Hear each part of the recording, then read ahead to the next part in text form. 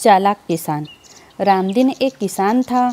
उसके खेत में एक भयानक राक्षस रहने लगा था। एक दिन वह खेत जोतने गया तो राक्षस उसके सामने आकर खड़ा हो गया और बोला, ए किसान, यह खेत मेरा है, इसे क्यों जोत रहे हो? मेरा घर नष्ट हो जाएगा।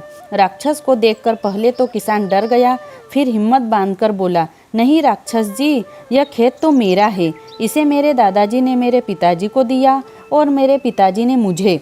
राक्षस बोला, तू यहाँ से जा रहा है या मैं छोड़ कर आऊँ? किसान समझ गया कि इससे झगड़ा करने से बात नहीं बनेगी, किसी युक्ति से ही काम लेना होगा।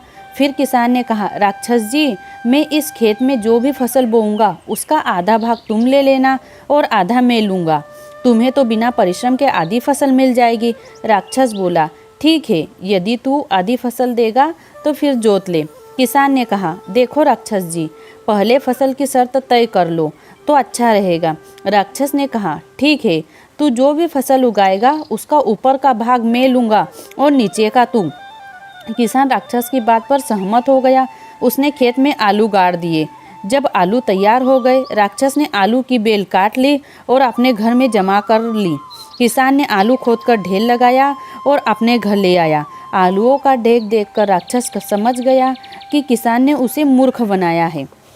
दूसरे दिन जब किसान खेत पर गया तो राक्षस बोला, ए किसान, आपकी बार तू जो भी फसल बोएगा उसके नीचे का भाग मैं लूँगा और ऊपर का तू।